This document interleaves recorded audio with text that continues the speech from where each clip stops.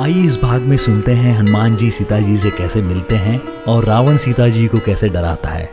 सीता जी को देखकर हनुमान जी ने उन्हें मन ही में प्रणाम किया।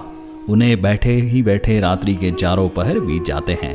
शरीर दुबला हो गया है, सिर पर जटाओं की एक वेणी है। हृदय में श्री रघुनाथ जी के गुण समूहों का जाप करती रहती है।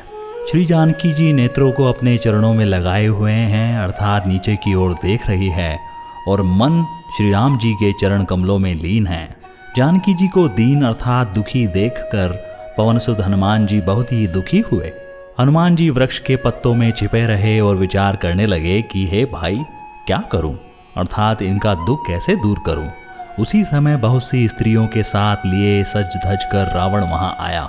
उस दुष्ट ने सीता जी को बहुत प्रकार से समझाया, साम दान भय और भेद दिखलाया। रावण ने कहा, हे सुमुखी सुनो, मंदोदरी आदि सब रानियों को मैं तुम्हारी दासी बना दूंगा। बस मेरा प्रण है, तुम एक बार मेरी ओर देखो तो सही।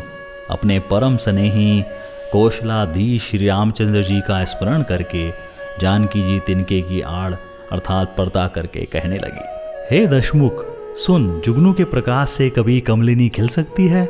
जानकी जी फिर कहती है, तू अपने लिए भी ऐसा ही मन में समझ ले।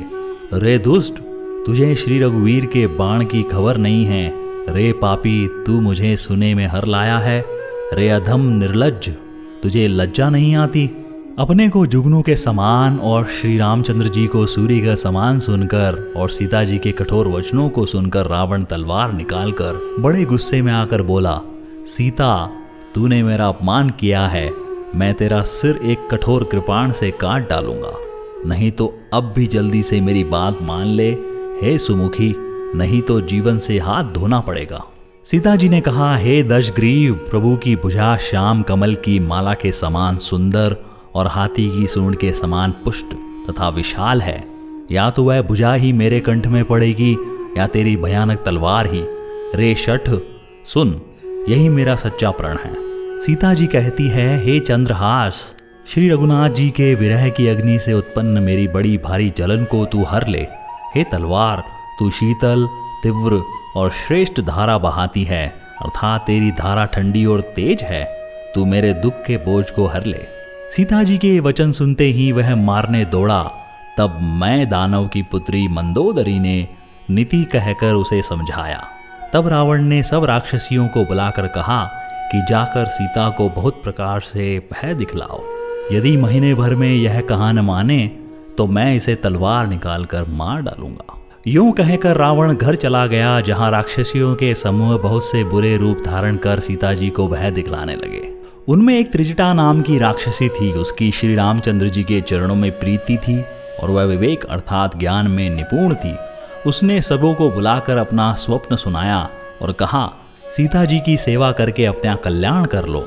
स्वप्न में मैंने देखा है कि एक बंदर ने लंका जला दी, राक्षसों की सारी सेना मार डाली गई। रावण नंगा है और गधे पर सवार है, उसके सिर मुंडे हुए हैं, 20 भुजाएं कटी हुई है। इस प्रकार से वह दक्षिण अर्थात यमपुरी की दिशा को जा रहा है और मानो लंका विभीषण ने पाई है। नगर में श्री रामचंद्र जी की दुहाई फिर गई। तब प्रभु ने सीता जी को बुला भेजा। मैं पुकार कर अर्थात निश्चय के साथ कहती हूँ कि यह स्वप्न 4 दिनों बाद सत्य होकर रहेगा। उसके वचन सुनकर वे सब राक्षसियां डर गई और जानकी जी के चरणों में गिर पड़ी। तब उसके बाद वे सब जहां तहां चली गई। सीता जी मन में सोच करने लगी कि 1 महीने बीत जाने पर नीच राक्षस रावण मुझे मारेगा। सीता जी हाथ जोड़कर त्रिजटा से बोली, हे माता, तू मेरी विपत्ति की संगिनी है। जल्दी कोई ऐसा उपाय कर जिससे मैं शरीर छोड़ सकूं। विरह असह्य हो चला है, अब यह सहा नहीं जाता। काठ लगाकर चिता बनाकर सजा दे हे माता, फिर उसमें आग लगा दे। हे सयानी, तू मेरी प्रीति को सत्य कर दे। रावण की शूल के समान दुख देने वाली वाणी कानों से कौन सुने। सीता जी के वचन सुनकर त्रिजटा ने चरण पकड़कर उन्हें समझाया और प्रभु का प्रताप, बल और सुयश सुनाया। उसने कहा, हे सुकुमारी सुनो, रात्रि के समय आग नहीं मिलेगी। ऐसा कहकर वह अपने घर चली गई। सीता जी मन ही मन कहने लगी, क्या करूं, विधाता ही विपरीत हो गया। न आग मिलेगी न पीड़ा मिटेगी। आकाश में अंगारे प्रकट दिखाई दे रहे हैं, पर पृथ्वी पर एक भी तारा नहीं आता। चंद्रमा अग्निमय है, किंतु वह भी मानो मुझे हतभागिनी जानकर आग नहीं बरसाता।